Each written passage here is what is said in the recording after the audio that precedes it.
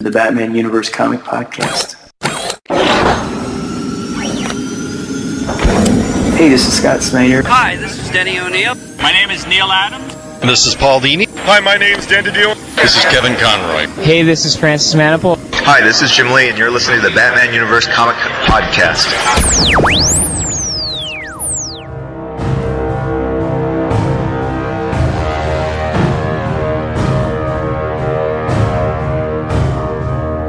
Hello everyone and welcome to the Batman Universe Comic Podcast, episode number 234. I am your host Dustin, and today I have with me... This is Ed. And this is Stella. And we are bringing the latest comic news and comic book reviews from the weeks of October 15th through October 28th. We have a total of 2 books to cover, a little bit of news including solicitations, so let's just dive into the news. So the first thing we have, as I mentioned, solicitations are out for January 2018, and there's not a whole lot of new news per se with what's coming out in January. The couple things that I noticed that were out of the ordinary, I should say. First off, if you've been paying attention to Last Week in the Batcave by Jessica, which is a weekly article that delves into all kinds of secrets and clues and hints at what's to come in some of the books, or pretty much all of the books are covered in some way. Artists reveal art, or there's a number of different things. If you're not paying attention to it, I suggest you do. It posts every Monday morning or right around lunchtime here in the United States. But if you're not paying attention to it, there's a lot of times that things are actually being discovered before DC actually announces them. And one of them was that Batman White Knight, which was originally solicited as a mini-series that was going to be 7 issues, has been extended to now 8 issues. Back in the end of September, Jessica actually picked up on a comment that Sean Murphy actually said on Twitter, saying that thing about the 8 issues, and then solicitations came around in the middle of October, and lo and behold, the solicitations reflect that there's now 8 issues and not just 7. So pay attention to Last Week in the Batcave if you're not. Outside of that change, there is, for some reason, despite the fact that there is a miniseries starting up just this month in November with, well, there was supposed to be Batman and the Signal, and I'll get to that in a second, but the other one is Batman Creature of the Night. For some reason in January, there's no new issue of that series. I don't know if they just decided to skip a month or what, but they're skipping a month. Also, previously it was revealed that the Young Animal imprint was going to be crossing over with the DC Universe, more so than it ever has in the past, and there was going to be a number of crossover specials that were going to be released. Mother Panic was going to be intersecting directly with Batman, even though Batman has made a couple of appearances in the title. Those were expected to start in the beginning or at the end of January, and for whatever reason they're not, so I'm guessing now they've pushed that back till February. But Creature of the Night doesn't have a new issue. Mother Panic is issue number 12, which we'll talk about during Greater Gotham, has come out, but that book is actually going on hiatus until these crossovers happen. They will not have a new issue for November, December, and January, and presumably February as well until these crossovers happen. So that book is currently on hiatus.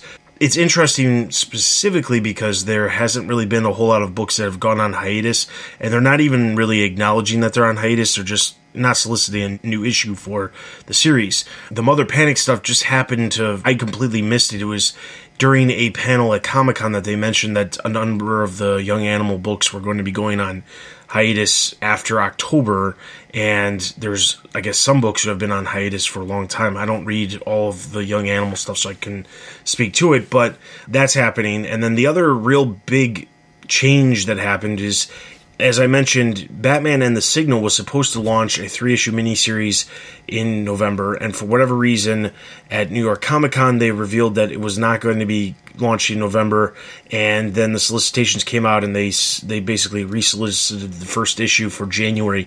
So they basically resolicited the first issue for January, pushing the series back 2 months. No real explanation at New York Comic Con or anywhere else as to why they pushed it back, other than just to give, I guess, Cully Hamner, who's the artist attached to the series, a little bit more time, even though it's a 3-issue miniseries, and technically the 3rd issue would have came out in January when it would have been done. So you would think, because it's only 3 issues, giving them 2 extra months really wouldn't be that big of a big deal because he should have already been working on the third issue at this point. So that's basically all of the big stuff that came out of the solicitations. Outside of that, there's a bunch of new stories starting up in some of the books, while there's a bunch of other storylines that are concluding in some of the other ones. The Super Sons of Tomorrow crossover continues and then actually ends in January as well. So take a look at the solicitations. We also have a gallery of a lot of the interesting cover art that was released as part of the solicitation, so definitely check that out over on the site. I don't think any of the books are in danger of being canceled either. Just sounds like they're just shifting. Yeah, it definitely feels like at least what's on the hiatus. I mean, Mother Panic doesn't have great sales numbers by any means. No, that's true. But at the same time, I'm pretty sure that the Young Animal stuff is expected to have much lower sales numbers. I don't know how long stuff like that can last at the lower sales numbers. The problem is that there are plenty of smaller publishing companies out there that produce much lower numbers. Like, if they have an issue that has 10,000 issues, that's great for them. DC, obviously, it's very different. We've talked about this in the past. The threshold in the past has always been around 20,000, but it seems like that has gone significantly down, probably towards like 10 to 12,000 is more of a cutoff point at this point. And that has a lot to do with the digital numbers make up a big difference that we don't ever see because we don't have any idea what the digital numbers are. State secret. But, yeah, they just keep them all secret. The only real basis to kind of judge things on is the week that things release. You can go into Comixology and you can kind of see what's the top books for that week based off of, what came out, but you still have no idea how much each book is selling. I would be really interested to know whether or not what fraction of all, like, overall sales, like if you have a full pie, is the print sales still, a vast majority, like 80% of the pie, and digital's only 20%, or is digital slowly becoming a larger piece of that pie? I just would be interested in that, but we don't have any idea of any of that. And I wonder if, like you said, the Young Animal imprints, if they're a lot more flexible with those sales. Because if Mother Panic was selling it as a main DC title, I'd have to believe it'd be dead by now. But I think maybe with Young Animal, they're just, what I'm saying? Like, willing to do some more stuff. Well, it definitely would be dead because there's been series. It's actually selling less issues than I think Gotham Academy was when Gotham Academy actually ended. So there's that part of it, but there's other titles that have been canceled. The one that I remember most notably recently was there was a mini series that was supposed to be 6 issues that was releasing last year. Vigilante, I think it was. Right. And they canceled that after just 2 or 3 issues. 2 or 3 issues just whacked it. Yep. Yeah, and it was only supposed to be a 6-issue miniseries, so you would think, why would they have done that? But the issues were selling less than, nobody. 10,000. Yeah, so... I've always wondered when they do, that 6-issue miniseries, though, and you're going to clip it, just release, the last issues digitally. Well, what they ended up doing was they ended up collecting it. They still released it as a trade, complete, but they just didn't release the final issues. And in some ways, sometimes that makes the most sense. I mean, I don't think there's any reason that they shouldn't do stuff like that. I mean, obviously, we have been proponents of the idea of releasing stories in newer formats, and they're starting to get into that.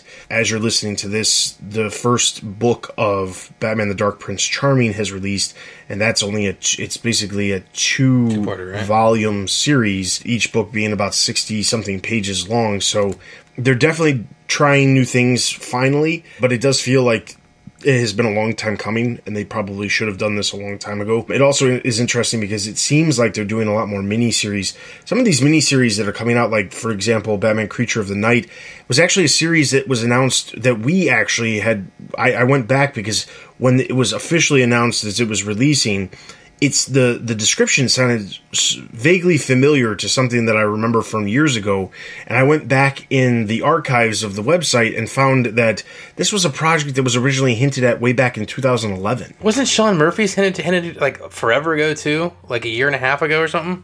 Yeah, I mean that was 2 years ago. I think that they originally started talking about that. So I mean, these are projects that some of them have been in the works for years upon years.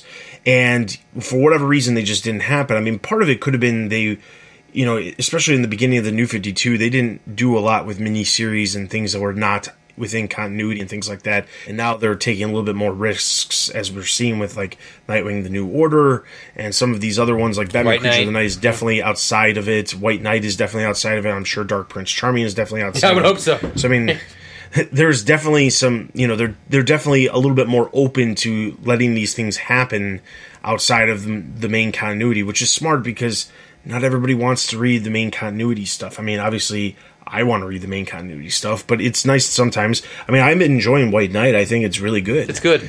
Yeah. All right, so then some other real quick news bits. We talked about last episode that there's a Batman Metal one-shot that's going to be in stores in February. It's actually part of the solicitations, but shortly after solicitations were released for that book, which is called Dark Knights Rising: The Wild Hunt, which has a slew of creators attached to it. Most notably, one of the characters that's being featured in is Detective Chimp. Just need to mention that. But anyway, outside of that, one of the most interesting things that was announced after solicitations was that Grant Morrison is actually going to be coming on board to co-write a story with Scott Snyder, and then James Tynion and Joshua Williamson are also working on some aspect of this book. I'm not real sure exactly if it's just a giant group of writers. Yeah, I mean, I couldn't say for sure whether or not it's just going to be a bunch of individual stories or, something else, but it seems like, at least with these big names, I imagine it would be pretty difficult to have 4 writers who do not have their own story in some way. The actual solicitation for the book actually reads that it is going to be only 40 pages and it's a one-shot. It does have some sort of clue that there's going to be couple of different stories, because one of the stories is going to be talking about where the Metal Men have been, which has nothing to do with any of the other stuff. And the main story is supposed to deal with Flash, Cyborg, Raven, and Detective Chimp. So I'm guessing that Grant Morrison is just going to lend his knowledge of Barbados, because I know Barbados is probably involved in this in some way. I don't know. I mean, when I heard Grant Morrison and Scott Snyder writing a story together, I was happy. But we'll see. Like I said, it sounds like a kind of a jam-packed one-shot, but knowing the way they did all these other Dark Knight Metals one-shots, maybe that will start some stories here and we'll see some other one-shots or stuff to fall back on these stories. So it's cool. They're 2 great writers, so I can't imagine it'll be terrible. Well, we would hope not. Yeah, we would hope not. All right, and then finally, the last thing we've got is on October 24th. In preparation for the upcoming Justice League film, there was an announcement that came out that said that Mercedes-Benz and Justice League are teaming up for a digital comic series, obviously featuring the Mercedes-Benz lineup of vehicles alongside the Justice League. They've always done promotional tie-in comics for a variety of different things. I know back when Batman v Superman came out, there was promotional comics that were released in General Mills cereals. I have no problem admitting I was one of the suckers who bought General Mills cereals just for the comic books. Can't believe that. Yeah. Mercedes-Benz is actually releasing these exclusively on their Instagram channel. 6 chapters, one featuring each member of the Justice League, not including Superman, because Superman's dead, if you didn't know that already. No, he's dead. He's never coming back. Yeah, he's never going to be a part of the Justice League ever again, so don't even bother going into the movie thinking he's going to be there. Nope. But that being said, if you're interested in checking out those, we do have a link over on the website, because it is comics, and of course, even though it's promotional material, we have a link so that you can go check those comics out over on the site. So be sure to check that out. In addition to that, as usual, there is 2 new installments of Last Week in the Batcave, so be sure to check those out. And as I mentioned earlier, those post every Monday morning, so be sure to check that out. And outside of that, just running down some of the DC All Access stuff that is posted in the last couple weeks. There was Tim Seeley talking about wrapping up his story on Nightwing. There's one talking about Batman the Drowned, which recently released. And then we also had Howard Porter, the artist on The Flash, I believe, Flash number 33, which is the first issue as part of the Bats Out of Hell crossover. He was talking about that issue, and then there's also one with them talking about Batman the Merciless. So the one-shots that are coming out with featuring the various evil versions of Batman, they're actually going to be wrapping up very soon here. I believe we're like 2 or 3 weeks out from the last one, and then we get Batman Lost at the end of November, and then not another one until Hawkman Found at the end of December. So that stuff is going to be dying down, but there's plenty of other stuff that's coming out, because there's a slew of new titles, like I said, that are coming out this month. as part of another wave of miniseries. So be sure to check all that stuff out over on the site on a normal basis. So with that, we're going to jump into our comic book reviews, and the very first one we have is Batman.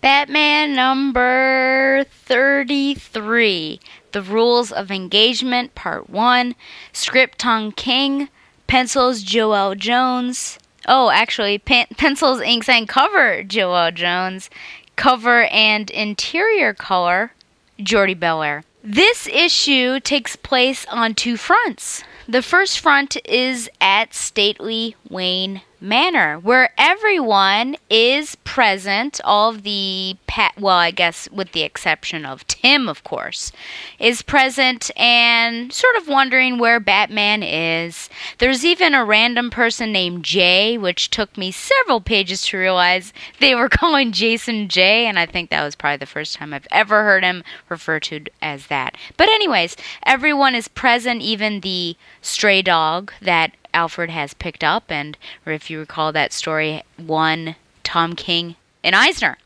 Alfred lets loose that Batman's on an illegal mission, and he is also engaged to Catwoman, and everyone wonders what's happening, and they all blame the recent Robin, who was or would be Duke, and then Damian says it's his fault. On the other front, we have Batman and Selina, well, Batman and Catwoman, traipsing through the desert, trying to find their way to some sort of gate. They meet up with Agent 2, I think he's 2, and basically he says, I'll give you the pathway to get there, but I can't let you get in. Even the Justice League don't want anyone to get past.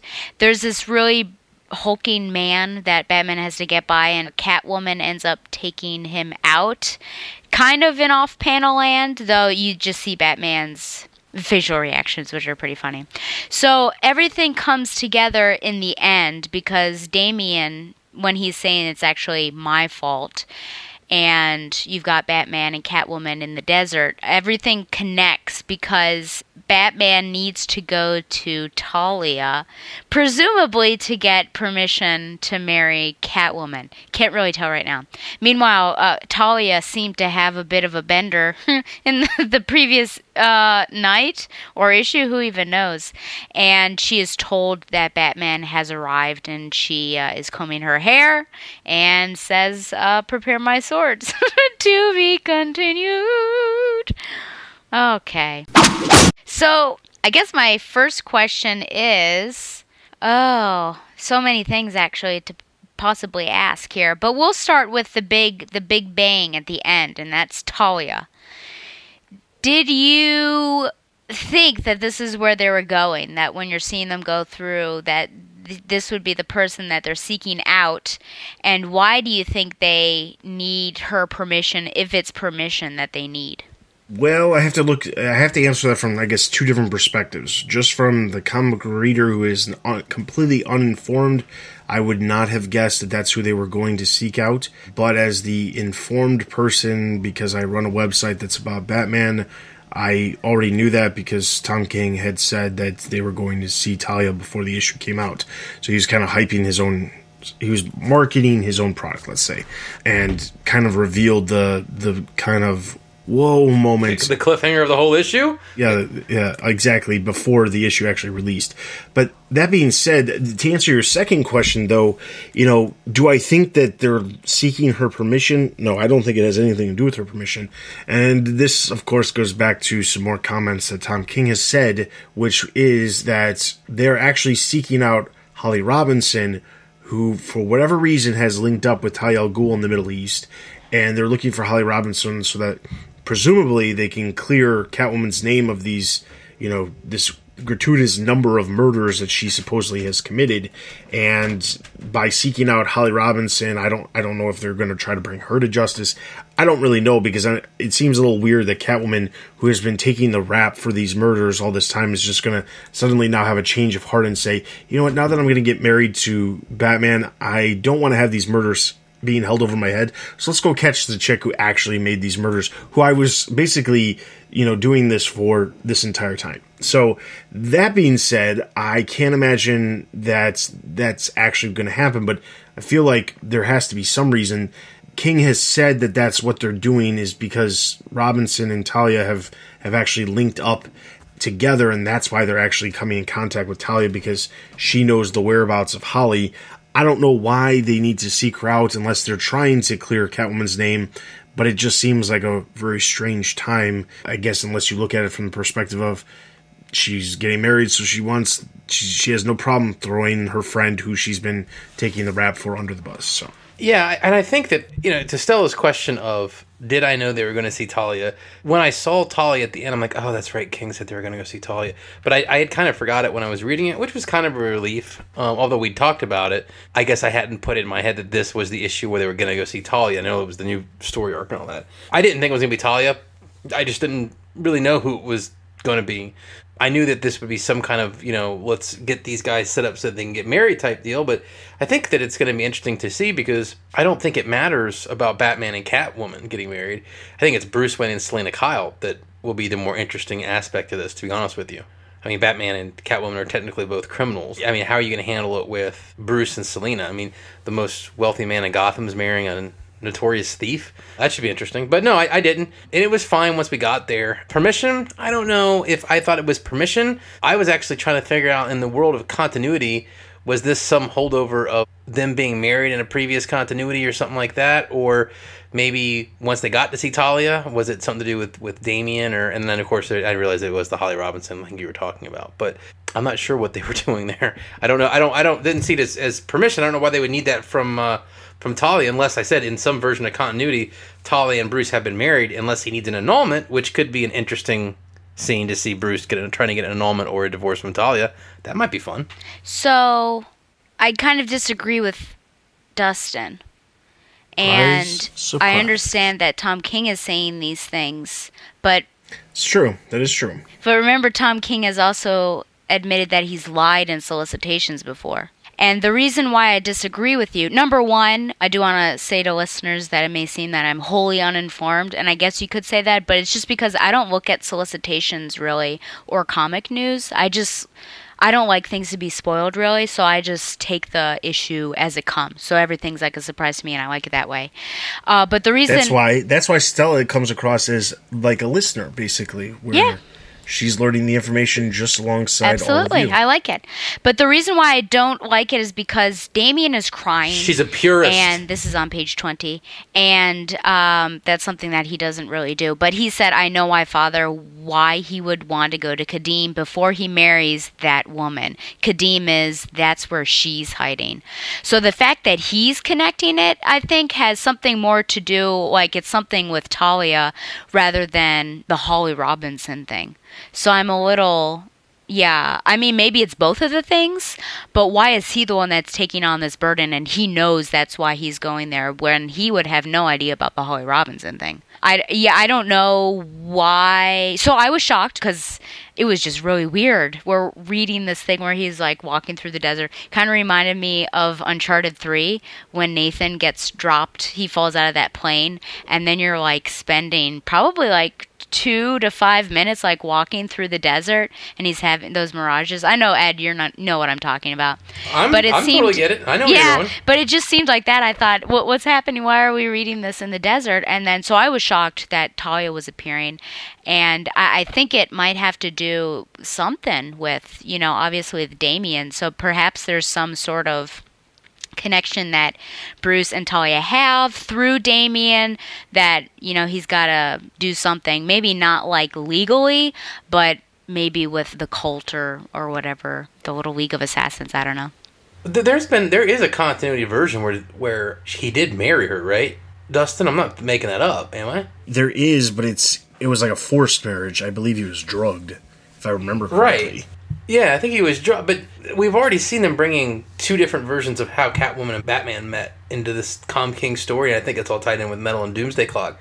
I'd be curious to see how they set that up, because I can't remember either, but there was some version where they were married, which would fit into, I think, what Stella's saying. If Batman is kind of honor bound, maybe, to even if he was forced into a marriage, wouldn't maybe his personal honor code make him seek out some kind of divorce or resolution before he got married again? I'm not sure. I mean, I feel like I recently, in the past couple of years, read the sort of the Demon trilogy. I don't know. And then I was looking back at the orgy page, as I will call it, and I was trying to see if Holly was actually there, because she was one of the first people, I think, that came out that was pretty prominent in Batman when Brubaker was doing it. But yeah, I don't see her. I mean, she might be in that little tangle of bodies over there. But anyway, so I was shocked, and I think it's got something to do with Talia and Bruce's past relationship more than Holly, but, I could be surpaced. The other thing, I guess, I have to step in. I figured out exactly where the wedding actually was. They were married, but Batman didn't consummate the marriage, and that's what happened. So, if you go by the traditions that Ra's has, he is married to Talia. This was in DC Special Series number 15. But basically, he thwarted Ra's plan, and then he left. This was years and years ago that this actually happened. So I mean, like, this is not any time recently that this has actually occurred. This was back in 1978, to be very precise. So, yeah. I mean, who knows? Tom King could basically pull up whatever he wants. If all continuity is open to be used. Yeah. I mean, he could pull from whatever he wants if that's the necessity of it. I mean, the problem is if you use this story as a basis of he's looking for an annulment or a divorce or whatever you want to call it, depending on however they go about doing this based off of the specific traditions that were used to, I guess, get them to be married. If you go through and say, okay, so this is the case and they've been married all this time, you have to then go on to say, well, how did they not end up consummating the marriage if Damian exists? Wasn't that a scientific hijinks? Yes, but you would assume that that you could use science to explain the consummation. I don't know. I'm going to stick with the Holly Robinson thing. I mean, I agree with Stella in the regards of she is a prominent character, and I mean, she was actually Catwoman for a good chunk of time, but I don't think that this is... And I'm not saying this because I'm trying to be mean about the character or anything, but I just don't think that anybody cares about the character anymore. I mean, personally, when she was Catwoman in the series, I think I was more frustrated that Selina wasn't Catwoman. I mean, she obviously had her reasons for not being Catwoman in the series, and I don't want to delve into that, but I didn't really enjoy Holly Robinson's tenure as Catwoman per se, but that doesn't mean that you should just completely ignore the character and pretend like it doesn't exist. The other part of it is that I'm almost looking at this from like the early New 52 perspective, where we suddenly had characters like Cassandra and Steph that were completely ignored, and there was other characters that did exist, but they changed the versions of the character to make it work with their version of whatever they were telling, regardless of who it was telling the stories. So, I mean, that's the thing I'm thinking is probably happening here with Holly Robinson, that nobody currently within the administration at DC, I say administration very loosely, that is, nobody there cares about Holly Robinson to a degree where they are going to somehow not make these murders... she's become this murderous person already, but yeah, they're definitely going to... I mean, they don't care about her. I mean, that's the reality of it. You talk about weird New 52, though. Don't forget, remember the first New 52 origin of Catwoman they put out there? The Russian thing? Remember how weird that was? Oh, yeah. And then they were just like, didn't happen. Remember they just like act like they didn't put it out there? But the New 52, they tried to make her like a version of a Russian spy, and then just like 2 issues later, forgot they ever, you know what I'm saying? Like, acted like they never did it. So, I don't know, whatever version Tom King wants to pick and choose from, he could find some interesting reasons behind all this, I think. My other question was in regards to actually the Stately Wayne Manor scene, and I just wondered what you thought about it, because if you really nothing much happens. You have Jason wrestling with the dog for several pages, I would say. Damian acting as himself. But, I mean, was it nice to see the Bat family all together, and then of course Alfred, I guess, breaking the news there? Or do you think, I don't know, was it just filler? Was it necessary? Ed, take that first, please. Was it necessary? There's a dodgeball line I could use there, but I'm not going to. Astute listeners will understand the dodgeball line joke. Necessary? No, I don't think it's absolutely necessary. I mean, it is necessary at some point for the rest of the Bat family to realize that they're going to get married if it's ever going to happen. It was like what I call good filler. I find that anytime the characters, especially the family, interact, and especially the brothers, I mean, I know they're not technically brothers, but the Robin brothers interact. I mean, to me, I like that. You know, I like the brothers interacting. Even seeing Duke get to interact with them a little bit. The banter back and forth was fun. Stella's like, Jay. And then I'm like, what's Jason, right? I was reading, I'm like, that's Jason, right? Why the hell are they calling him Jay? Thank you. Like that. I've never heard. I don't even know where that came from. Yeah, it's so weird. Yeah, it was just weird. I mean, he's always been Jason, but I like it. Was it necessary? Probably not. But yeah, when you have this kind of like morose, we're walking through the desert and having to kill our horse, and we're walking some more through the desert. It's kind of like, you know, like super depressing. Like, why are they on horses? He's a billionaire. Take a plane or a car. You know what I'm saying? Or a car or anything else. Why horses? 15-hour ride on a horse. Like, and the other ones died. So they've been out there for like 30 hours on horses. That doesn't seem very smart. You know, given the weighty stuff we dealt with in the book, I thought it was fun. I did like how some of the poking back and forth. Well, aren't you Robin now? Aren't you supposed to take care of that? No, I'm not Robin. He's Robin. Like, necessary for the story? No, but I have to admit that part with the brothers was my favorite part of the story because I thought it was entertaining and I love that true family type interaction. My take is this. There's a lot of filler no matter what the issue is about when it comes to Tom King. I mean, there just is. This, though, seems as if the idea with the stuff with the desert scenes was specifically meant for two reasons.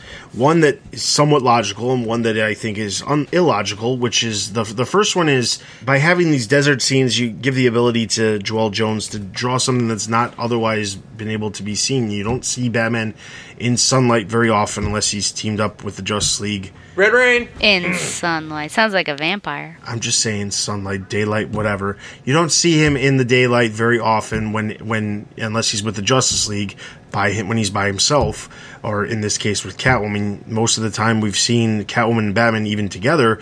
We see the two of them on rooftops in the middle of the night. We don't see them in daylight. So that being said, you also don't see them in a desert all that often. So I mean, this is a very unique, different take on Batman. Now the illogical reason is, I don't know if anybody noticed, but if you notice what Batman was wearing, it is very similar to what Ben Affleck Batman was wearing in that nightmare sequence. Movie Batman. Yep. For sure. Or Red Superman. Yeah, Red Sun. Yep. Red Sun. So, I mean, I don't know if the point was to try to get that into continuity. I don't know, but that's the only thing. I mean, that's why I said it's an illogical reasoning. I don't really think that's a good reasoning behind doing something like that. I do agree with Ed that the best parts of this book were the actual interactions between all of the boys. It's slightly inconvenient, though, that this issue didn't take place just one issue later, because Tim Drake came back. Well, as we'll get to it in Detective Comics, he's now actually back.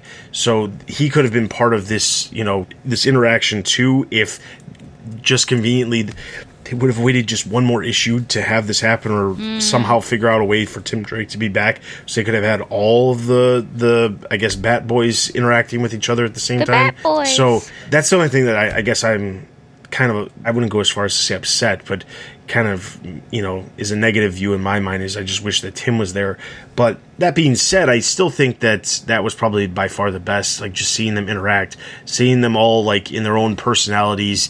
That part of it was done very well. And I will say that even though the desert stuff was a little drawn out, And I kept thinking to myself, as Ed was saying, he could have taken a plane. I'm thinking, yeah, you just halo drop or, parachute in or something. I mean, this is common sense. Who actually takes a horse on that long of a trip? But I will say that the entire time I was reading the comic and reading, while they were on a horse, I kept thinking of the old song "On a Horse with No Name." Yeah, walk Desert through on the a horse desert with no on name. a horse. Yeah. with no- So I remember Yeah. I kept thinking of that song. I kept thinking maybe this is what he was listening to when he was writing the issue. I don't know. I don't have any idea why he would have chosen to take a horse, but whatever. Unless they're just trying to. Well, I mean, he might be in an area where he can't fly over it. I don't know. Maybe. Or, I mean, there's a bunch of different reasons. I mean, the other part of it could be he's just trying to hold true to that Scott Snyder disdain for horses that was so relevant in the original Batman series in from New 52, where Scott Snyder had Batman punching horses. I will say I think I also liked it a great deal, but what didn't work for me is just that it's juxtaposed with the desert scene, and I think it weakens it. Like, these two things just don't seem to fit together. I understand, them learning about it and the engagement, and then we've got, I guess, their little journey that involves the engagement, but it just seems like really weird to try to put these two together, and I almost would have liked, what would a whole issue, a slower issue with just the Robins and, I don't know, them daydreaming about what this could be or something like that, like a fun issue to sort of break away and then do the desert stuff, like in a little interstitial or something. But I think the desert almost weakened the interactions here. But it was funny because it was a little tongue-in-cheek. Because he asks, Alfred is saying that he's about to tell them something, and then Dick is saying, let me guess, he's been keeping another deep, dark secret from everyone. And then Duke says, all his friends and colleagues who trusted him. And then Jason says, and now that secret threatens to destroy everyone and everything. And Damian says, obviously. So that's totally, because we talk about that all the time, because you had death of the family. You had Batman and Robin Eternal, where there's some sort of secret that threatens them. You just had it with Batman and Catwoman, and it's threatening their love affair. So I thought that was a lot of fun that Tom King was pretty much like poking fun at him as well as other writers that had come before. Final quick question. Do you think we're going to see Batman go up against the Justice League in here?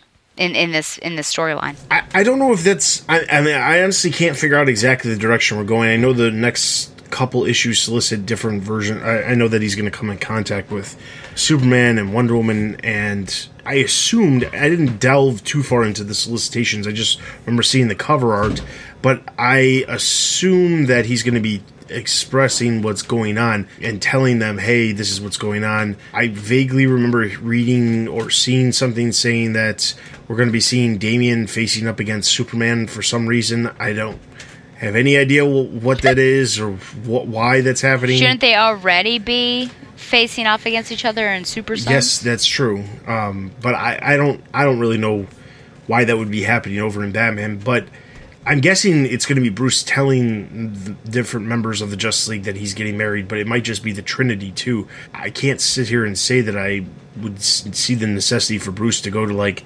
Simon Baz and Jessica Cruz and say, hey, guess what, I'm getting married. Unless he needs their help with the wedding. Maybe. I mean, like, I just don't see it. He doesn't have a relationship with them. Like, they haven't really built up any sort of, like, actual relationship outside of being a member of the Justice League. Not like they have done it with specifically Wonder Woman and Superman. Even just in the pages of Trinity, they've done a good job of building the relationship between the three of them up. So, I mean, like, there's that.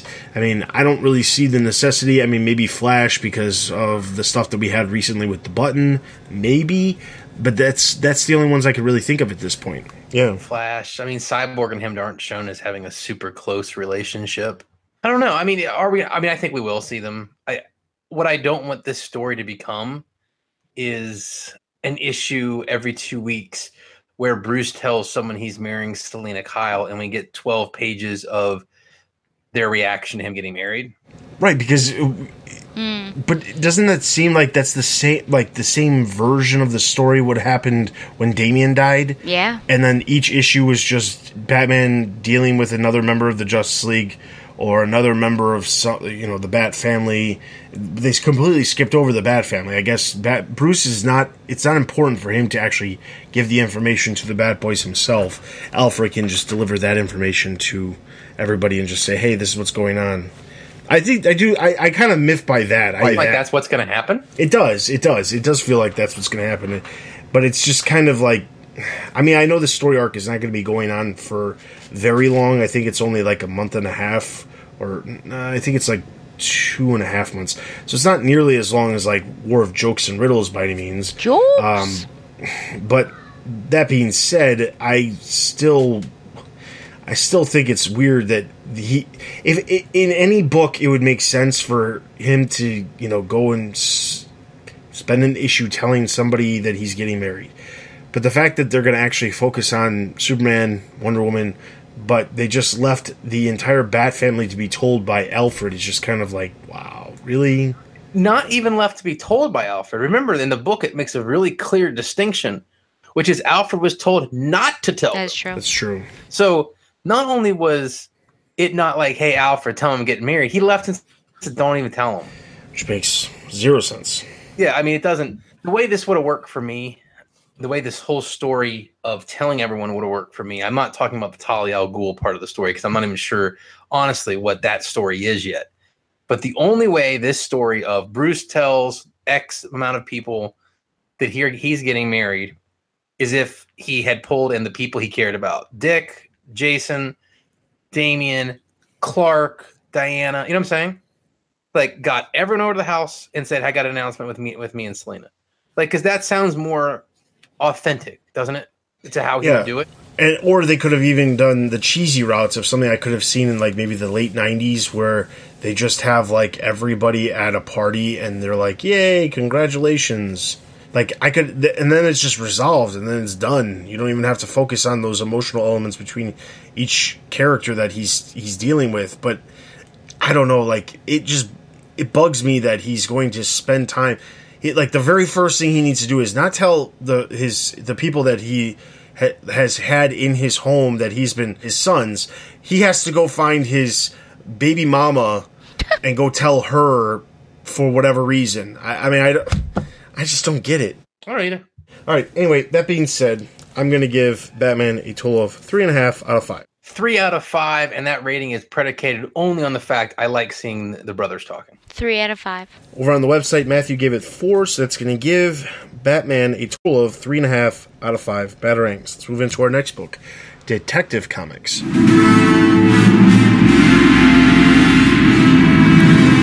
Detective Comics number 967, written by James Tynion IV, art by Alvaro Martinez. The issue starts off with Bruce obsessively replaying footage of Tim's death. Alfred begs him to sleep, and he replies that Tim must have assumed that he was coming for him, but he didn't.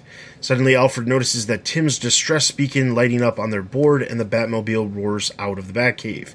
In a hospital, an unconscious Tim walks into the ER. Just before passing out, Batman pulls up as they resuscitate Tim. Changing quickly into street clothes, he barges into the hospital room and orders them out since he owns the hospital. Tim weakly greets Bruce, and they embrace. Bruce wants Tim to heal, but Tim warns him of his dark future self, asking about Batwoman. Meanwhile, a buzz-cut Bet Kane is catching up with her cousin Kate.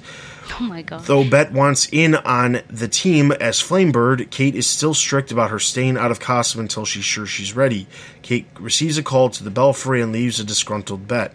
At the Belfry, Cass hugs Tim fiercely as Kate arrives. He fills them in on the future self's plan to kill Kate, then asks about Spoiler.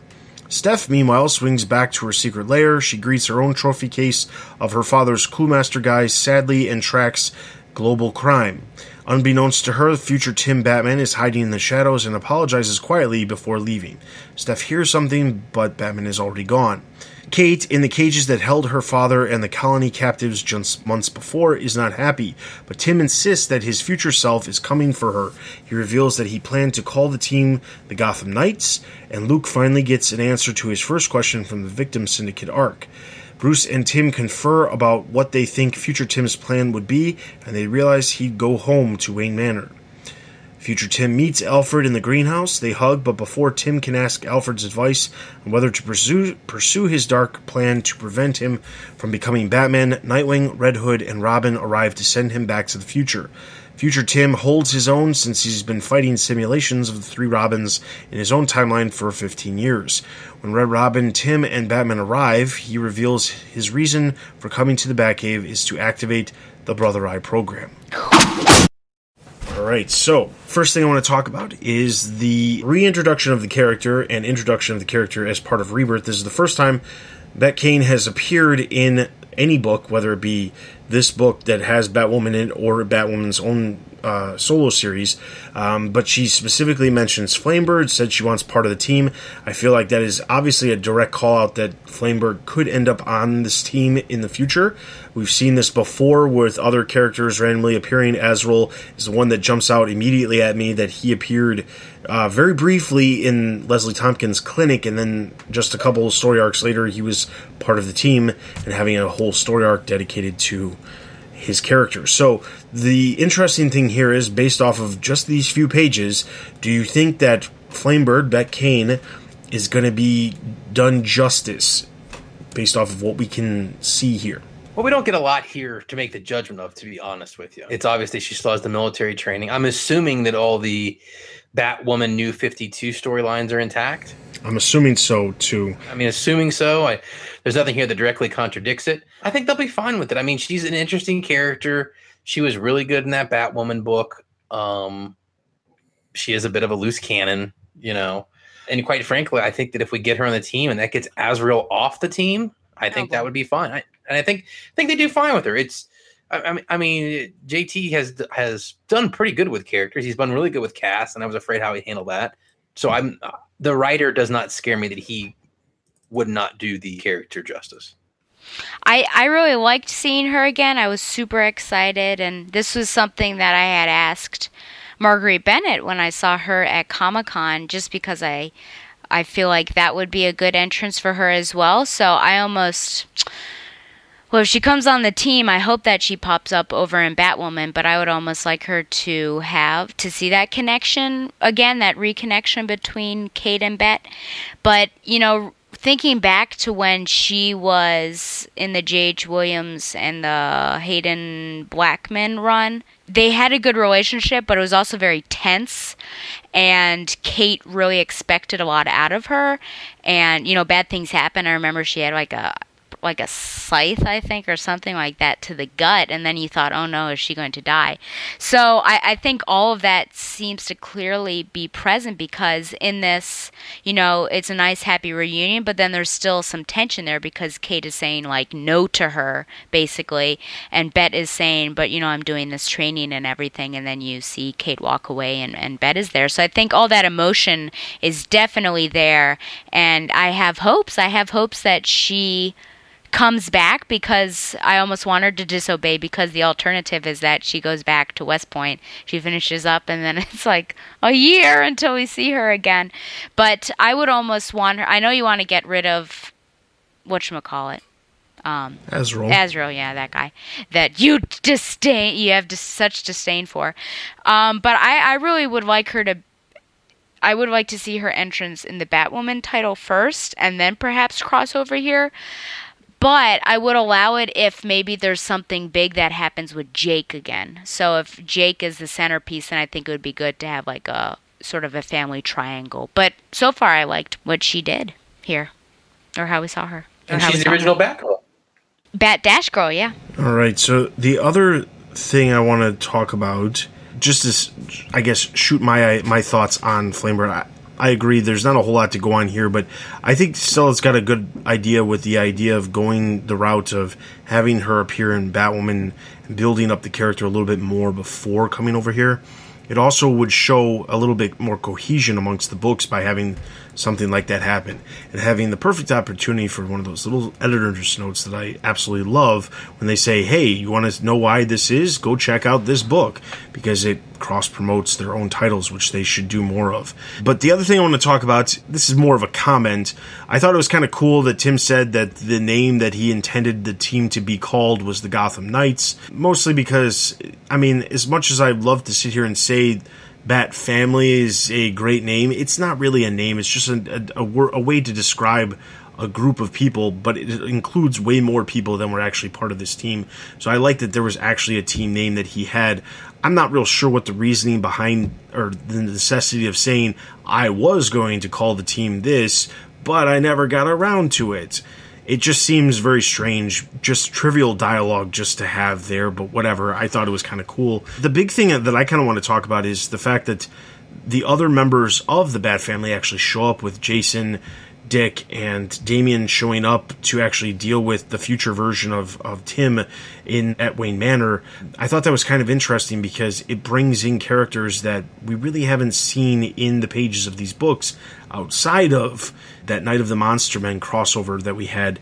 These other characters, Damian and Dick and Jason, they haven't been in the book, and it acknowledges that they exist. And it's not to say by any means that, you know, because they exist, they should be featured more often, but it's nice to know that there is no need to have any concern about whether or not these characters can be used or not, because a lot of times it feels as if when a character is not focused on in a book or not even mentioned, they just ignore them.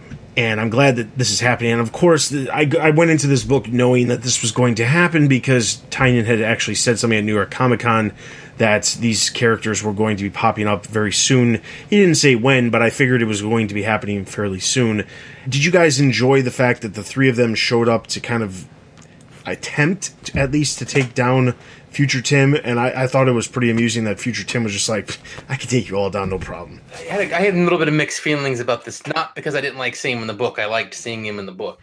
Two things.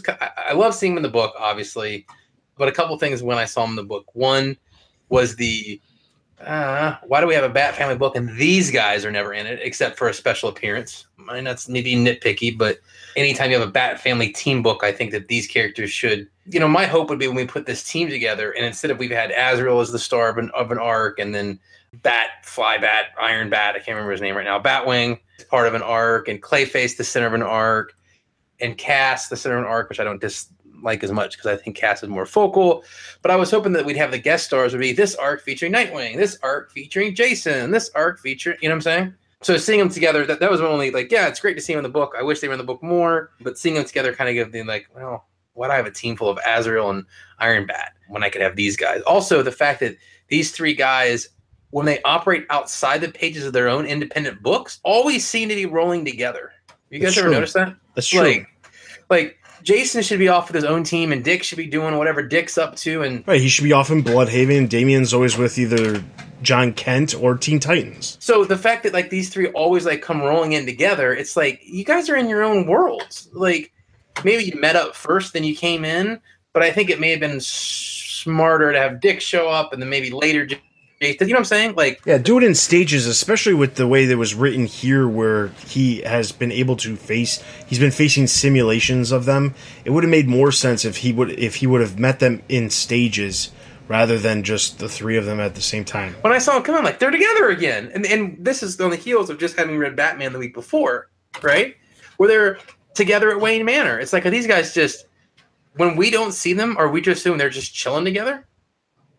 So I love seeing the characters, but I did think that was weird. I'm just upset that no one told Stephanie that he was back. There she is all on her own. And he's wondering where she is. That's like the worst thing ever. That, you know what this reminds me of? It's like the prodigal son. Because, you know, the younger son comes back after he was wallowing in the dirt with the pigs. And he comes back, and there's a celebration going on, and guess who's still out in the field? The older son who never left. So it's very similar to that. Stephanie is just hanging out. Wow. What? Do you disagree with that? I would not go that far as to say that Steph is the good son who's back and kept working the entire time. Well, she didn't leave, did she? Well, I think that she probably thinks I don't that think way. Tim left either. I don't think he went partying with the pigs in the mud. Yeah, the metaphor. He was locked or up in a prison, by the way. It only works to a certain extent, but it just reminds me because everyone's yes. partying, but no one's telling. They're ignoring. The other person. Yes, they're ignoring somebody. Yeah. Yes. But no, it's always nice to see them all together. It's a little confusing seeing two different Tims, and also I'm sorry, seeing two different Batmans, because I was trying to figure out at the bottom of page 20 why one Batman is saying no, and then the other Batman is smiling and saying yes, basically. So, but I had to sort of connect. And also, the other thing is the Brother Eye situation, and now I regret not having read all of, what was that storyline? OMAC Project? Not that one necessarily, the one that created, like, all the future stuff and Oh, Future's End. Future's End, yeah. So I regret not, because I feel like this is tying into that, basically. But no, it's always nice to see the Bat family together, and it was a nice connection between this and Batman to see them out of the costume in Batman and in the costume here. Yeah. And just piggybacking off of that Brother Eye stuff, I don't know that it's directly connecting specifically to Future's End. I mean, definitely Brother's Eye was a huge part of that series, but the thing is, Tim doesn't go back and become Batman or Batman Beyond in that actual timeline until later on. It feels like this is a different timeline because, I mean, obviously it has to be a different timeline. He's not Batman Beyond. Yeah, he's Batman. He's not Batman Beyond, and this is also taking place much further in the future. He specifically says in this issue to Alfred, I'm a few decades older than the last time you saw me. So, I mean, there's that aspect of it, and in the Future's End timeline, which was just supposed to be 5 years into the future, Tim actually goes into the future to become Batman Beyond, so he doesn't actually age like this. So it's not exactly the same, but it is weird.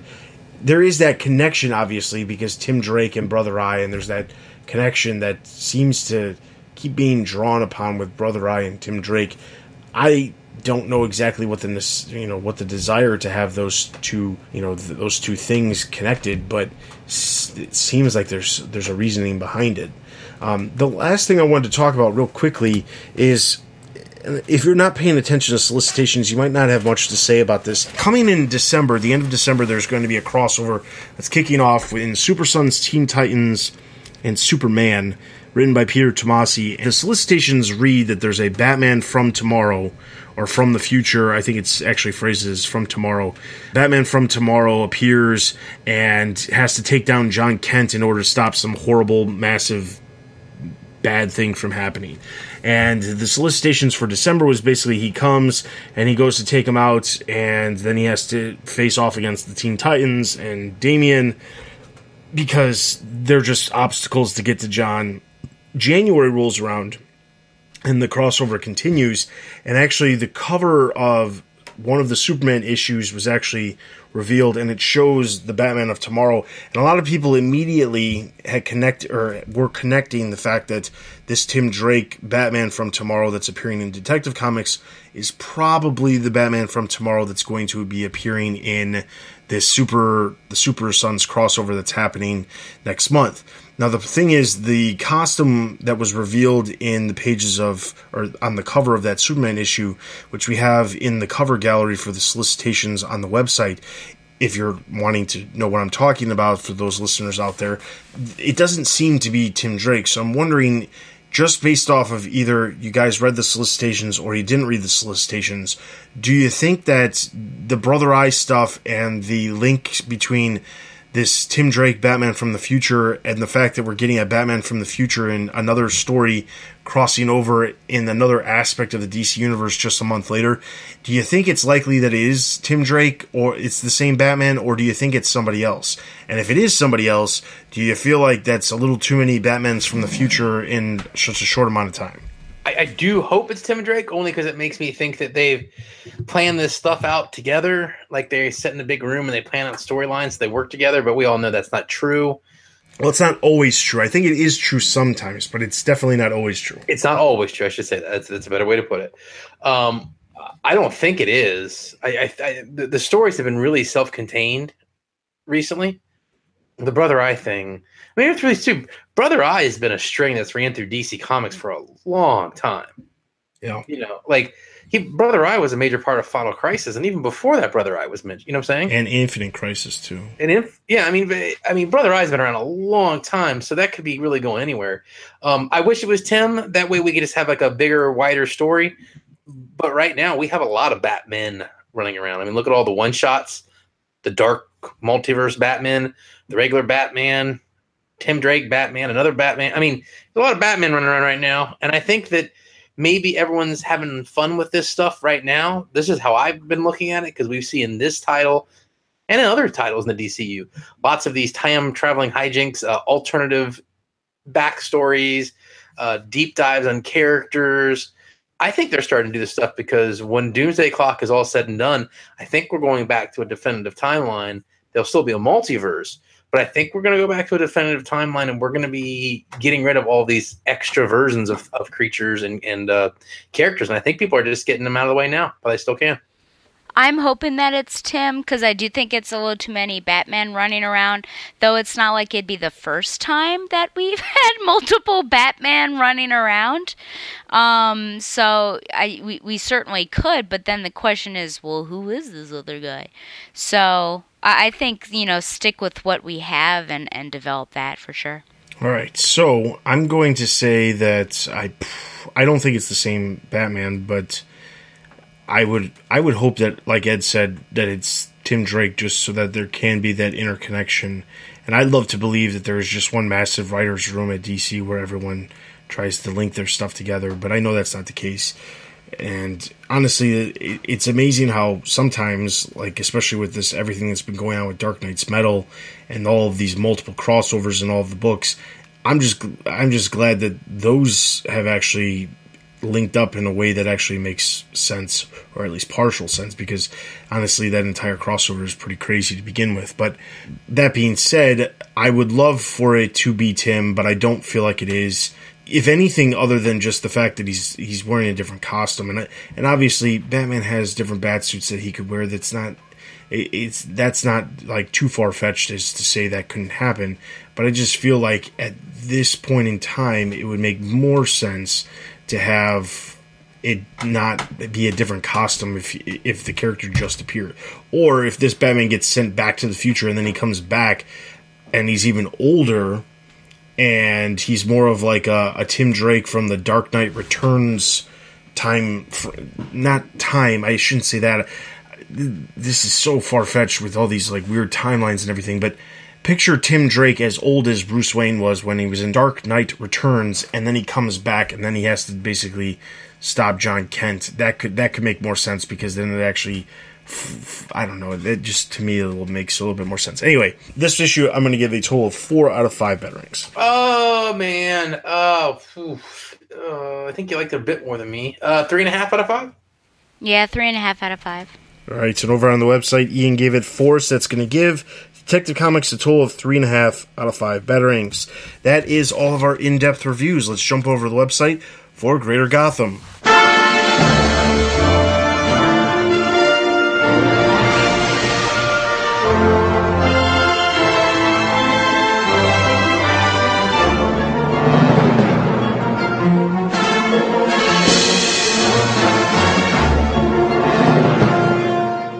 Main TBU books, starting off with October 18th, main TBU books. We already talked about Batman number 33. Nightwing number 31. Raptor continues his plans for revenge by attacking Blockbuster as Nightwing loses another ally. This is by Paul. He gave it 1.5 out of 5. I'm going to give this one a neutral. Abstain. Neutral. Batwoman number 8. Batwoman joins forces with Colony Prime to escape the Scarecrow, but he has other ideas. This is reviewed by Jim. He gave it 3 out of 5. I'm going to give this one a thumbs up. Thumbs up. Thumbs up. Harley Quinn number 30. As Harley starts to gain in the polls, Poison Ivy assists her in an over-the-top method to take on Harley's campaign promise of park reclamation. This was reviewed by David. He gave it 4 out of 5. I'm going to give this one a neutral. Neutral. Abstain. Secondary TBU books, Batman the Drowned number 1. Bryce Wayne, the Drowned Batman, floods our world with dead water, overwhelming Aquaman. This is reviewed by Ian. He gave it 2 out of 5. I'm going to give this one a neutral. Thumbs down. I really didn't like this one. Abstain. Main DC Universe books, Super Sons number 9, Superboy and Robin, along with their heroes of the mysterious planet, take their final stand against Yargadis. This is reviewed by Jessica. She gave it 2.5 out of 5. I'm going to give this one a neutral. Neutral. Thumbs up. Justice League number 31, as the story arc comes to a close, the kids from the future assist the Justice League in defeating the darkness. This is reviewed by Jim. He gave it 4 out of 5. I'm going to give this one a neutral. Thumbs down. This story lost me. I'm glad it's over. Neutral. Titans number 16, as the Titans continue to face adversaries from every direction, they must cope with the death of one of their own as the real traitor is revealed. This is reviewed by Jim. He gave it 4 out of 5. I'm going to give this one a thumbs up. Thumbs up. Thumbs up. Trinity number 14, Cersei reveals her true plans while Batman finds a way to try and save the day. This is reviewed by Adele. He gave it 2.5 out of 5. I'm going to give this one a neutral. Neutral. Secondary DC Universe books, Bombshells United number 4, which includes digital chapters number 7 through 8. The Bombshell versions of Clayface, Basil Carlo, and the General, Ulysses Armstrong, and the Mud Pack all appear in the issue. Green Arrow number 33, Black Canary, and Kate Spencer both appear in the issue. Injustice number 12, which includes digital chapters number 23 through 24. The Injustice versions of Batman, Bruce Wayne, Damian Wayne, Batgirl, Barbara Gordon, Harley Quinn, Alfred, Ra's al Ghul, Athanasia al Ghul, and Talia al Ghul all appear in the issue. And then Teen Titans Go number 24, which includes digital chapters number 47 through 48. The Teen Titans Go version of Dick Grayson appears in the issue. Moving over to October 25th, main TBU books. We already talked about Detective Comics. Batgirl number 16, Batgirl and Nightwing finally uncover the identity of the Red Queen and her relation to Ainsley Wells. This was reviewed by Adele. He gave it 2.5 out of 5. I'm going to give this one a neutral. Neutral, and I was really disturbed by Batgirl without a cowl. I didn't like that. Neutral. Batman Beyond number 13, set in the days following Brother Eye's defeat, Terry acclimates to the new status quo in Neo Gotham. Faced with a citywide threat, he teams up with some unlikely allies. This is reviewed by Bill. He gave it 3 out of 5. I'm going to give this one a neutral. Neutral. Thumbs up. Mother Panic number 12. Violet is the prisoner of the evil blood artist Gala. Can she escape Gala's clutches and further her quest for vengeance against those who would hurt the innocent? This is by Jerry. He gave it 3.5 out of 5. I'm going to give this one a neutral. Neutral. Neutral. Batman the Merciless number 1. On a dark multiverse planet, Batman watches his loved Wonder Woman die and then fuses with Ares to become the Merciless. This was reviewed by Corbin. He gave it 4.5 out of 5. I'm going to give this one a thumbs up. Thumbs up. It's a bunch of poop. Abstain. Hey! It's not poop if you abstain. Just saying that.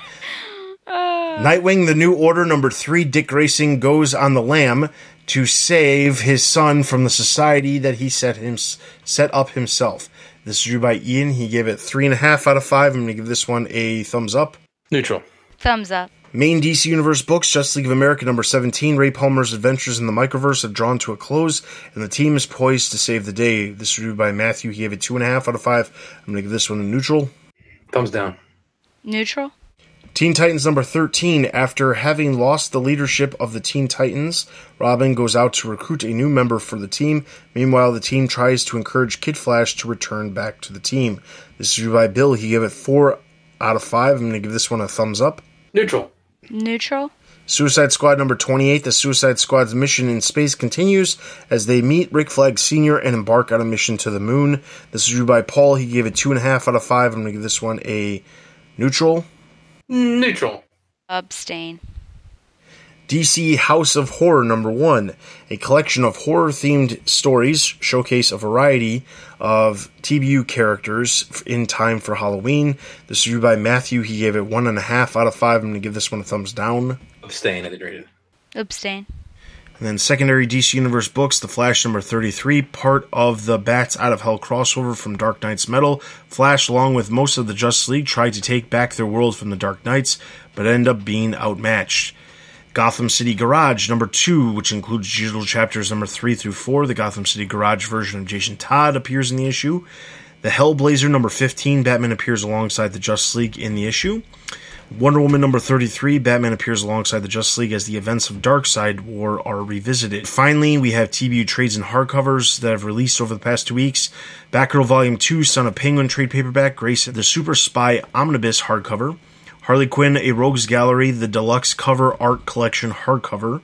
JLA, the Nail / Another Nail Deluxe Edition hardcover. The Nail. Suicide Squad, the Rebirth Deluxe Edition Book 1 hardcover. Batman Night of the Monster Men trade paperback. Nightwing, the Rebirth Deluxe Edition Book 1 hardcover. Justice League of America, A Midsummer's Nightmare Deluxe Edition hardcover. And then Injustice 2 Volume 1 hardcover. So that is everything that's released over the past 2 weeks. Anything that we gave up, down, or neutral ratings to, those have full reviews and synopses over on the website. So be sure to check out those past issues as well as future issues coming in the next couple of weeks.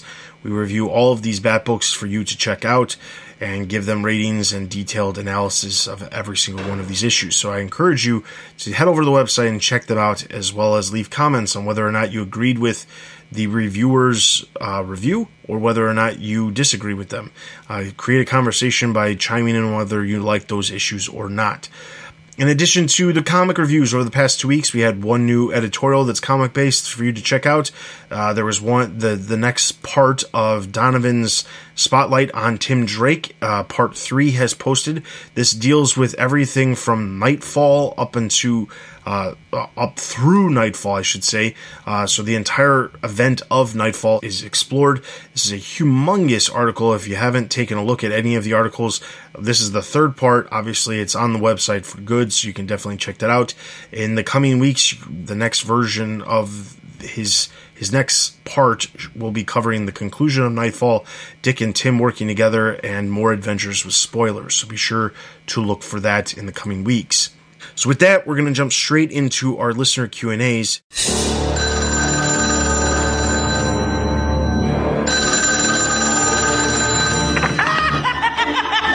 Boy, did you get a wrong number.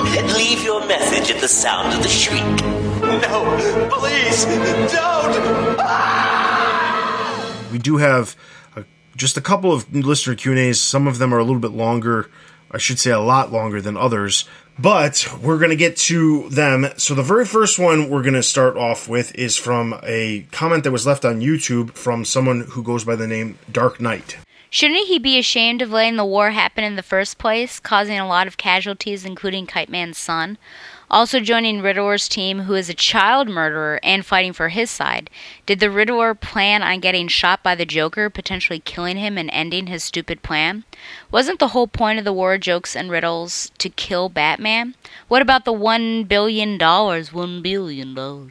I think the entire arc was just filler for Selina's answer. I'm personally not a huge fan of Tom King's take and interpretation of Batman, so I'm worried about Bruce and Selina's relationship. Alright, so let me just dive into this, because I know the next couple comments have a lot to do with War of Jokes and Riddles, because obviously that wrapped up last episode, and people's likes or dislikes of Tom King's writing. I'll say this. I probably was a little bit blinded by the yes answer that Selina gave, because I didn't actually expect it to be happening. But the overall story of War and Jokes of Riddles was not very good. I mean, we talked about this last episode, and I don't think that our ratings by any means said that, it was amazing. I mean, I gave it a 3.5, but it was more based off of that specific issue was more based off of the idea that the issue dealt with her saying yes, and that's what made me happy.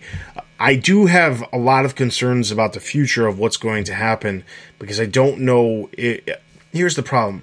Tom King has said he wants to do 100 issues, and if he wants to do 100 issues and DC keeps him on the book for that long because the book continues to sell, by all means, I don't have any problem with that. But the problem I do have is I don't want this giant story arc that he has intended to tell, meaning that he has, he wants he wants Batman and Catwoman to get engaged. Then we're going to go in this big long thing where he goes around telling everybody, hey, I'm engaged. Then we go into the next story arc, which I don't know what that, we don't know what that is yet, but the next story arc, eventually we get closer and closer to when you expect them to get married. Now it just feels like it's being drawn out and they're not actually getting married for whatever reason. And then suddenly a conflict arises or something horrible happens. I won't even go into details of what could happen, but something horrible happens and the marriage ends up not happening for reasons that could be as little as an argument and as great as a death. That all being said, I don't want something like that to happen, but I feel like if you have this plan for 100 issues and you're only in the first third of the issues, and this big thing that is honestly should be a humongous continuity changing thing is going to be played out for the next 60-something issues, it can't be played out for that long. That's a long, long time. I'm sorry, I don't want that to happen. I mean, there's only 24 issues coming out every year of Batman. So if Tom King stays on Batman, he'll have to be on the title for at least just over 4 years before they can actually get to 100 issues. And that's only because they do them twice a month. Right, and that's only right. That's if they continue doing that at twice a month, exactly. So the thing is, we have all voiced our concerns about Tom King's writing style, about how some of his dialogue is very repetitive. See, I Am Bane. We've talked about the fact that a lot of his stuff feels like it's thoughts, but it's not actually like fully fledged stories. So the thing is, we look at War on Jokes and Riddles, and like the Kite Man stuff was probably the best stuff that came out of it, that didn't deal specifically with Selina's answer and the interactions between Bruce and Selina. I think the Kite Man stuff was hands down probably the better stuff that came out of it, but so much of the other stuff just felt like either it was condensed unnecessarily or it was drawn out unnecessarily, and it was like there was no real, it didn't really feel like there was ever a first act, second act, third act.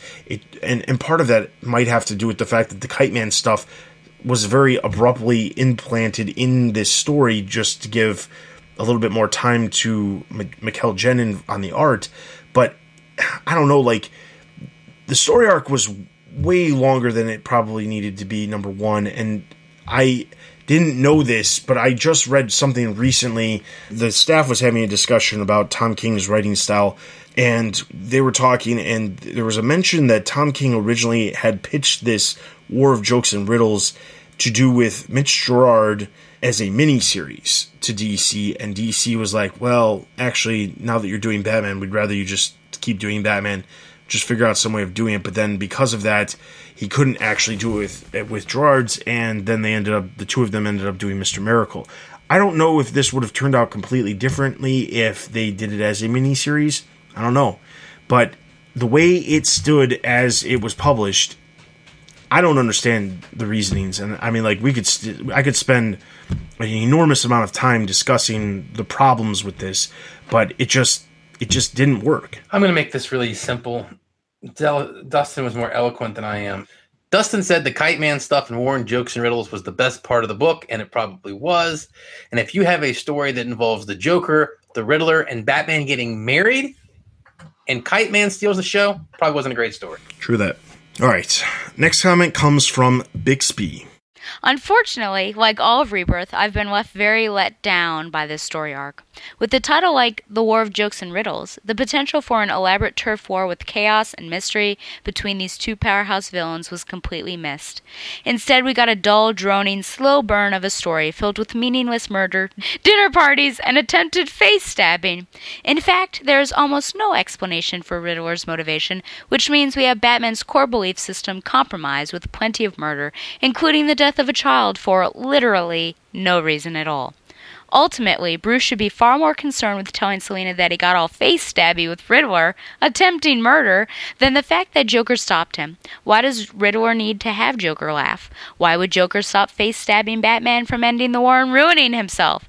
Other than Janine's, this arc was a big missed opportunity. Well, she said yes, so there's that. Yeah, I mean, I think we all agree that there was that, and that's kind of the saving grace of the storyline. But the other thing I just want to point out is, like, despite the fact that this story arc was kind of all over the place as far as what the story was actually being told, it's funny because just those last two comments are basically saying almost the exact same thing, but they posted them on completely different locations, but they're basically saying the exact same thing. And this next comment we have says basically everything that both first commenters said, and then a ton more of the exact same stuff. But the reality of it is that this book still is selling like hotcakes. It's Batman. Yeah, I know, but the thing is, like, there's this funny thing. If you pay attention to sales numbers, and if you don't, I encourage you to do, because you can kind of see what's good and what's bad.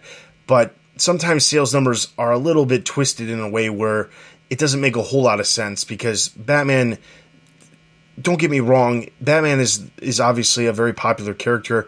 We wouldn't exist if Batman wasn't a popular character. That all being said, Diamond Distributors actually uses Batman as a index point. I shouldn't say Diamond, it's actually Comic-Con. They use Batman as the specific title to use as the index factor, where that is a selling the not best selling book, but it has very repeatedly had very solid numbers. It doesn't change very much. It doesn't go up and down and all over the place. It doesn't start off at like 200,000 and then drop down to 60,000 issues. It doesn't do that. It's very, very consistent. The reason I say that is because if you look at the sales numbers over the past like 4 months that this storyline has actually been happening, there is not actually a whole lot that has actually changed with the series. In some cases, the series went up just a little bit, and then it went back down, and then it went back up, and then it went right back down. And then I'm saying that in 1 month, we're talking like maybe a difference of like 1,000, 2,000 issues, which is not very much at all. And that a lot of it just has to do with the fact that it's a double shipping book, and maybe there are some people out there who don't realize that it's selling, it's on the shelves twice a month. But the interesting thing about this is that book, regardless of whether or not that story just did not come together as well as I guess anybody had anticipated, because I haven't really found anybody out there who has gone, man, War of Jokes and Riddles was an amazing story. Amazing. Nobody is saying that. Like, everybody has issues with it, just like everybody had issues with I Am Suicide and I Am Bane.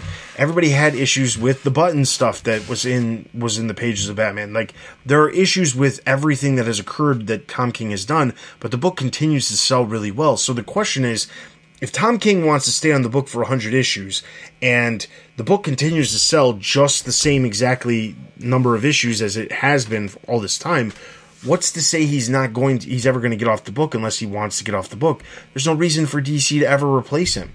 So I guess the question I want to ask you two is, how would we ever even get to a point when you put a writer like Tom King or Scott Snyder or Grant Morrison on a title like Batman? They're basically there as long as they want to be there, because the book doesn't ever really, the sales never really drop. I think it's slowly dropping though. I mean, not a lot, but 1,000 a month. I mean, that if you sell 100,000 a month and it drops 1,000 a month and does 100 issues, you know what I'm saying? The net sum would be zero, which we all know isn't going to happen. I don't see anybody staying on a book for 100 issues. I mean, Snyder was on Batman for 50 issues, and I love Scott Snyder, and that was a long time. You know what I'm saying? Like, I don't know, 100 issues is just too much. But I think the most important, I don't think he's going to make it. I guess they shipped twice now. He's going to have to really do some soul searching on being creative, and if he wants to keep this gig for 100 issues. And he's capable of it, by the way. Like, I don't know if either of you read the Omega Men that he wrote, right? It's really good. I'd even argue that some of his other work, like the Mr. Miracle book, is good. Well, it's just started. I guess that's a Tom King trap. First 4 issues are great. I don't know. He's got to do something. The one comment that Bixby had that I do want to kind of circle on real fast is he talks about Janon's artwork. Janon's artwork was good in War Jokes Riddles, you know. So this is a visual medium. So let's not leave that part out of the creative team that his art partner is doing a fantastic job on the book. I don't really know. I mean, fan outcry potentially, but the numbers aren't showing fan outcry. So yeah, I guess they're on it for the long haul. Yeah, I mean, it just feels like they can be, it's a book to get, and once you get that book, you are set. You are set for as long as you want. I mean, Scott Snyder was on the book for 5 years. Longer if you include his Detective Comics run. I mean, like, he was on the book for a long time, and then he jumped over to All-Star Batman, which was that was his choice. So technically, he was on the book. He was on Batman main title for over 7 years. I mean, you could basically be wherever you want if you sell, as long as you don't do something horribly drastic where you're going to change something that's going to turn everybody off. I don't think it's impossible for you to stay on the book as long as you want. But anyway, all right, so moving into our next comment. This one comes from Brett. Now, Brett sent us this as an email, which it will read as an email because it is very, very long. So basically, fortunately, Brett broke this up into topics. So we're going to read through them, and then we're going to go through them by topics, and then we'll kind of talk about each topic. I will say the majority of his email has to do with War of Jokes and Riddles, and while I would love to talk about War and Jokes and Riddles and how it is not the best story in the world, I think we've done that so much. We'll talk about some certain points that he has in here, but if, Brett, you feel like we did not give your email justice based off of all of the talk about War and Jokes and Riddles that we've already had, I apologize. It's just you have a lot to say about War of Jokes and Riddles that a lot of people have said before and that we've said. And like I said, there are some stuff that we'll talk about. So Stella, go ahead. Okay. Hi all. This is my first time writing in, so I apologize for the length of email ahead of time, but I thought it would be a good discussion and I have a lot on my mind. I love the podcast. Just jumped in listening this past year, probably a little over a year now, but great job to all involved and thank you all for what you do. Holy rusted metal, TBU! I can't believe you guys have been doing this for almost a decade. That's amazing. It's all because of me, Brett. I just want you to know. Congrats to all involved again, from the podcast to the reviews, the website, you name it. That truly is dedication and love to all things Batman related. Dare I say, hell yeah. Kind man. So I thought I would write in about a few topics on my mind lately. Please discuss if you have time, share your thoughts, and shame me if need be. I've been a Bat fan most of my life, but I've now read religiously for the past 2 years, all titles related, and before that periodically as I have had time. I've been catching up on the quote-unquote important new 52 bits and pieces when I have time as well. Anyway, topic number 1, War of Jokes and Riddles. From seeing the different reviews from many different reviewers, as well as listening to other podcasts, like a blind man at a urinal, the reviews on Tom King's War of Jokes and Riddles run all over the place. Huh. Do you think blind men use the urinals? Here's my take. You hope so. Don't you think it'd be better on a toilet? A urinal would be a lot better to aim than a toilet if you were blind. Unless he sits down on the toilet. That's true. Okay.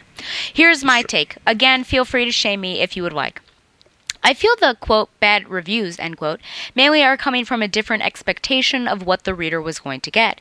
Meaning it's called a war, and a war was barely seen. Little action was visualized, and it truly didn't seem like a war, but more a discussion about a war. And I personally don't understand this argument towards awarding the run bad. Readers and critics are basing their thoughts of an arc off the title, and they feel bamboozled. So everyone appears skeptical of Tom King right now. My counter to that argument: have you ever seen Kiss Kiss Bang Bang? Great movie, you guys should watch it. How about How about the Bond movie Quantum of Solace? Not too bad. Seen it. That's not a good movie. It's not the best of the Daniel Craig ones, but it's the worst of the Daniel Craig ones. Okay, yeah, I guess I could say. It's of the Daniel so Craigs, boring. It's so boring. I don't know. Yes, no, hands down, down. And then I would say Casino Royale, then Spectre. Okay. And then Quantum of Solace, the whole motor oil scene. He drank it. They found motor oil in his tum-tum. How about my favorite Christmas movie, Die Hard? I've seen that too. Me too. It's funny how it's a Christmas movie. I've seen all of these movies, but anyway. Yeah. Or even Reservoir Dogs. I don't think there's even a reservoir or a dog in the movie. There's probably a dog somewhere, but it's not. I can't recall if I've seen that or not. That's true. My point is, I love the movies, but I'm sorry the titles have very little to do with the story. Die Hard was amazing, and I still don't truly know what it means to die hard, or even to die another day, or to die hard with a vengeance, but I still love the movies. Sure, people die in the movie, but the title doesn't match the movie. And sure, we have a war between the Joker and Riddler, but we really don't see a war. They are still great movies, and this was still a pretty good story. And frankly, Tom King's arc had a background centered around the war that just happened to have the title about war. It was a war on the surface, but the guts were something more, much more, which is every arc on Batman right now. The War of Poops and Giggles! I love it. The War of Poops and giggles, to summarize, was basically just the reader watching Bruce. Do you think he meant to put poops and giggles? I'm pretty sure he did. Yeah. Okay. Oh, I'm sure of it. You're one of my favorite people now, Brett. I love it. It was basically just the reader watching Bruce have the worst pillow talk ever, completely centered around a war to get to his point at the end of the arc. And honestly, Bruce may be great at many things, but I think we can all agree that pillow talk is not his forte. Very true. Selena needed to know Bruce's dirty little secret, and he was leading her as well as the reader there.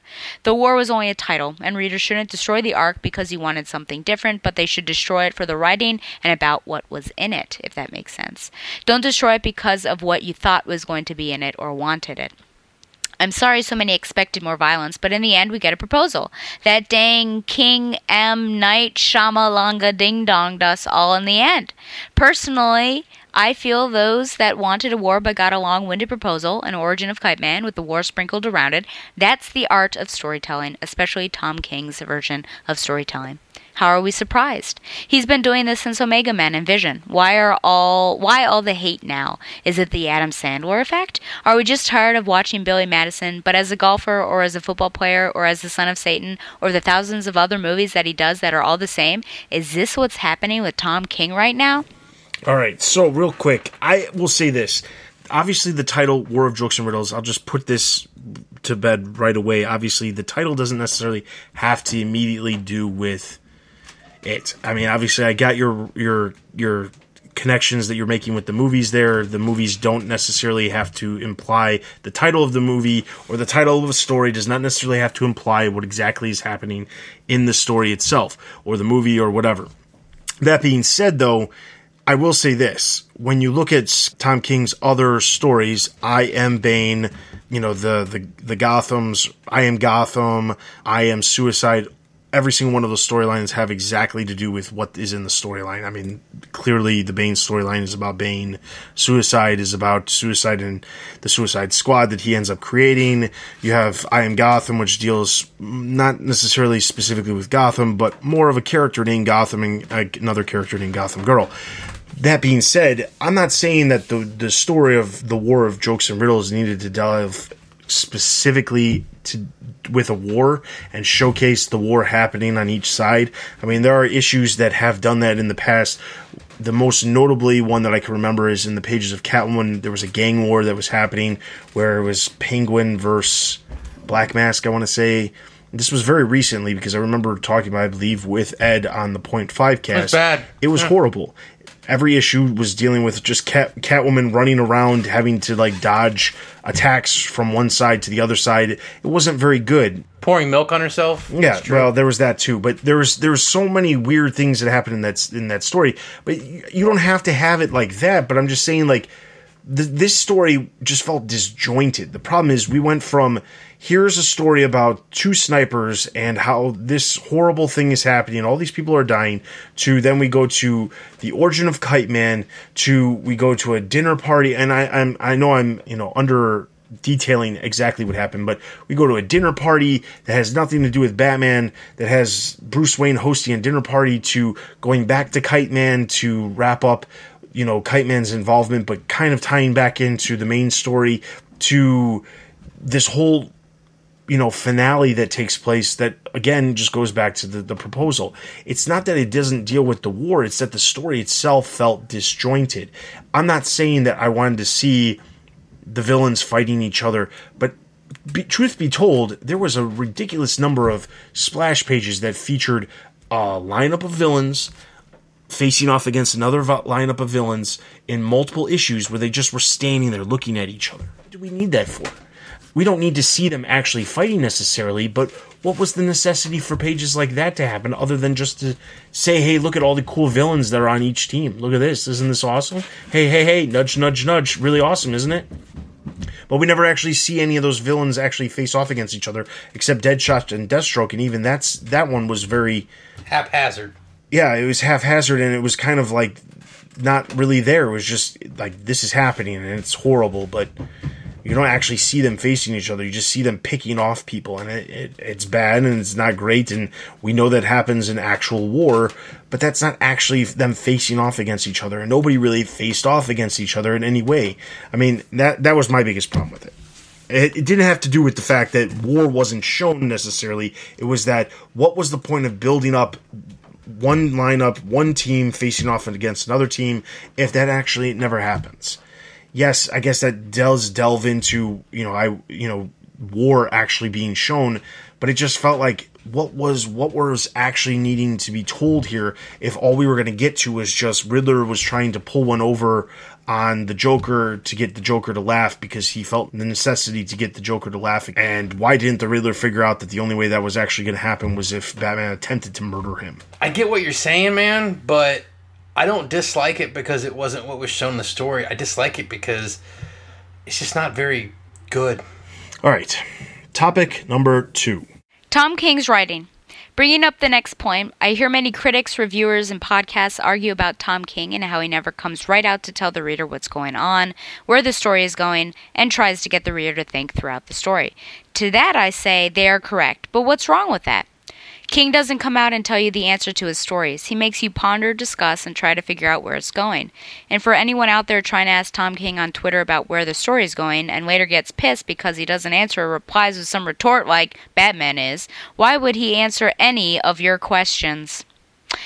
What does he have to gain by spoiling plot points on Twitter? He's not going to tell us anything online, nor does he have to. That's ridiculous. Maybe a straightforward story about Batman is better, but we've had that already, and he's giving us a new take. But we are certainly getting a different style of storytelling from Tom King than we have seen on Batman for a while now, and I'm okay with that. It's different than Detective, which is amazing right now, by the way, possibly my favorite Batman arc since Rebirth right now, but I want the books to be different styles and different looks at Batman. Side note, I want a Bat Drake book. I personally love Tim as Batman, not Batman Beyond, and want to find a way to continue to get more Bat Drake stories. As for the war, after listening to an interview with King in July, this was supposed to be a 12-issue maxi outside of the book, a standalone. DC Brass changed it to be in his Batman run, and he had to clip it down to 8 total, including the interludes. Point is, more action, more conclusions, more reasoning may have been taken out to make it fit. So what many other readers wanted could have been in the cards all along. But again, this is what we got instead, and it was still pretty dang good in my humble opinion. After everything I said to this point, if it had to be cut down, which it was, and if it was centered around the proposal as the main event, then I think this story truly could have been told in 3 to 4 issues, excluding the interludes. Would readers have been pleased if it was shrunk down to 5 total issues and renamed The Proposal? Maybe. But there is only one thing we can all count on in this world, and that is that we can't make everyone happy. Here it is again! Poops and giggles! So Poops and Giggles was a bit too long for me. Oh, I love it. It dragged a bit.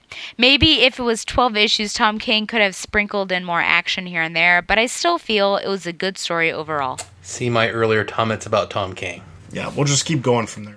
Okay, topic 18. Sorry, it probably feels like that now. The overall idea of the war of poops and giggles. I love it, the poops and the giggles. A big takeaway from the entire arc to me was not the proposal, which I had no doubt she would say yes, but it was the end with the Joker. That was the moment, the culmination, the entire main idea Tom King was trying to show us all. Joker stopped Batman from crossing the line. Tom King made it clear in numerous ways that Batman was in a clear mind, knew what he was doing, and wanted to kill Riddler. And may I add, a vicious stab through the face. Who does that? Who stabs someone in the face? You have to have gone bat poop crazy to stab someone in the face. Am I right? To stab someone in the face, I'd take that as a man who snapped and went dark. That moment we witnessed is truly what made Batman who he is right now. That's what King gave us from this arc, and I feel it keeps getting overlooked. If Batman kills Riddler that way, we are looking at a broken psychopath, no better than the Joker or any of the others. This is what he needed to tell Selina. This is why she's hearing all this crap again. Poop. She was there for the war, but never saw Batman crossing the bat poop crazy line. So he's laying, and I promise you listeners, poop is all over this place here.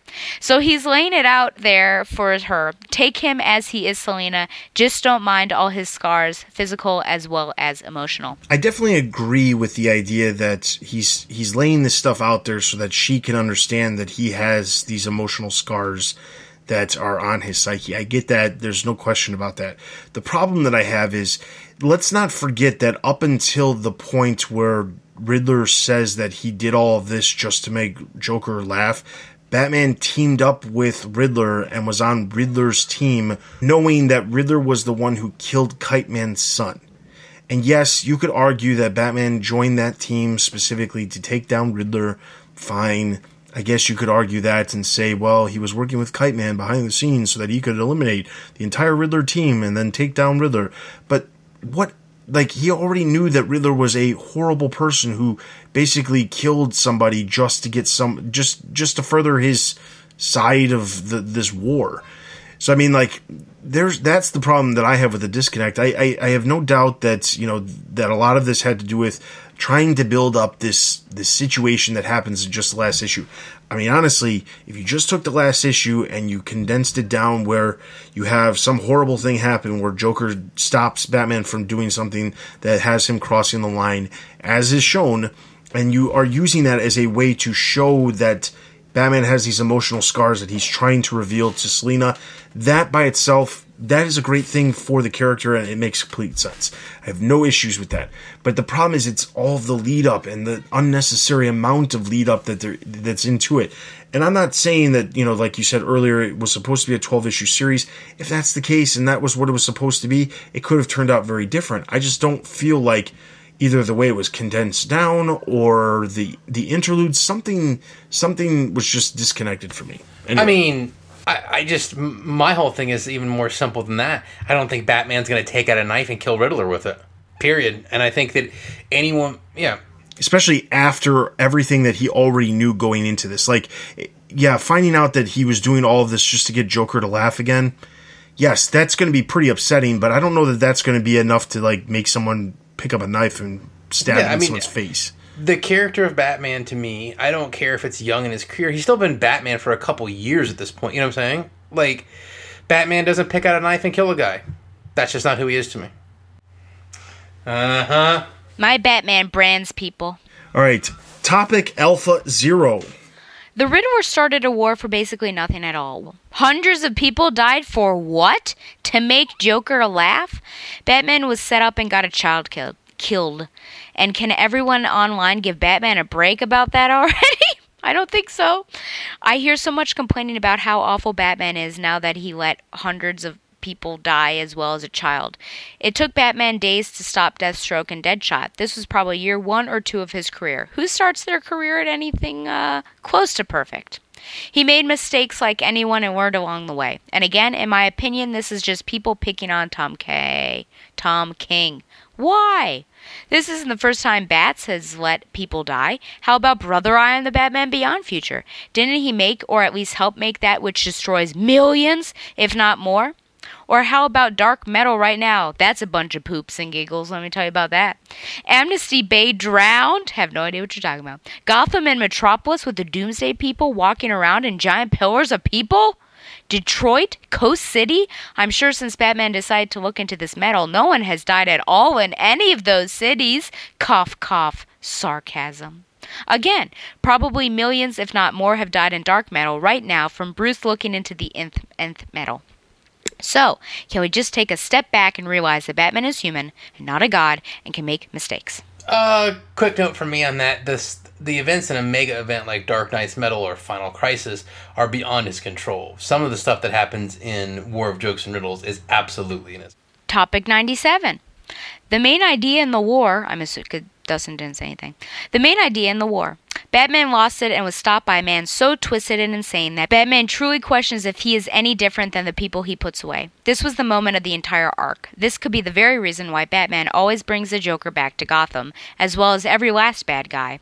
Batman was saved, and maybe every last one of them can be saved too. I give this arc an 8 out of 10 because of the ending. The amount of thinking I've had to do because of what Batman tried to do and because Joker stopped him. It's everything! And every article, podcast, review, I feel like it just skims over that idea. What Tom King wrote, right or wrong, gave us part of Bruce's foundation of Batman for, like, ever. That's very true. I would say that I get the idea of what the war was about, and like I said, if it just goes back to those emotional scars and trying to help understand how close he's trying to get to Selina, that makes perfect sense. So now we get to topic 114, the finale. Whew! Who is the character of Batman, in your opinion? Is Bruce Wayne the Mask and Batman who he really is, or is Batman the Mask and Bruce Wayne who he really is? I feel this is an important concept in reading any Batman book, because that's important to how you write the character. I think Tom King writes the character this way, that he fundamentally wants to be Bruce Wayne, but he can't. To King, Bruce Wayne is who he is and desperately fights to be that, but Batman is the Mask.